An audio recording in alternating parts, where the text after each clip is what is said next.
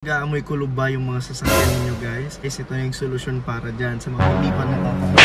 Hey guys, what's up? It's just Aquino and welcome back to another video. And with today's vlog guys, meron akong gustong i-share sa inyo na ginagamit ko dito sa sasakyan. Lalo na kung nag-aamoy kulob. Meron akong hack. Alam naman na ng iba ginagawa. Alam nyo guys, parang 1 year muna ako. Ito, meron na sasakyan. Saka ako na-realize or nalaman tong product na ito na pwedeng gamitin nga dito sa kotse. Meron tayong ginagamit na mga dehumidifier. Meron na tayong binili na naman kasi ubos na. Meron akong dalawa actually na ginagamit. Nakalagay dito, isa sa harap at isa sa likod. Yung malilit lang kasi medyo maluwang. Pero guys, nakakuha ko ng medyo mas malaki na dehumidifier. May floral na rin para at least kahit paano meron na rin siyang pabango. Meron akong mga favorite na pabango guys, pero mabilis mawala yung amoy. Pero this time guys, itong dehumidifier guys na nabili ko, meron na siyang fragrance. So this is floral fragrance. Ito actually meron pang lavender and other mga amoy na mga fragrances. Pero gusto ko kasi yung shade of red, pink, mga ganun. So ito yung binili ko, di ba?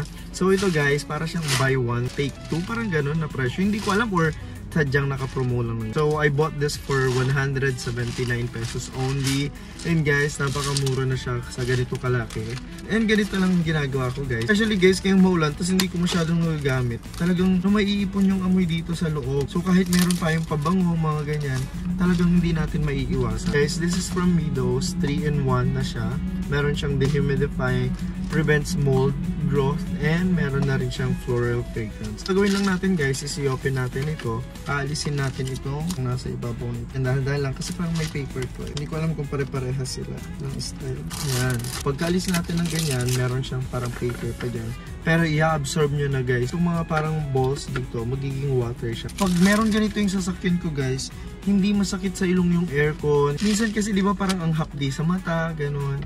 Kahit bagong linis ko pa lang ng filter. Syempre madaming factors yun guys. Pero sa akin lang, mas naging maayos guys yung hangin dito sa loob because of this dehumidifier. Kaya kung kayo merong mga sasakyan ganito parehas tayong problema, ganito na rin yung gamitin ninyo guys. Ano mang season, 'di ba, yung sasakyan natin, magandang pag-stayhan. Syempre ito nagagamit siya sa mga short and long drives natin. So ayun lang guys, thanks for watching. I hope you enjoyed this video. Nakatulong sana to sa inyo. Please don't forget to hit like, share, subscribe, and click nyo na rin yung notification bell para updated kayo sa mga susunod nating videos. So bye bye! Love everyone!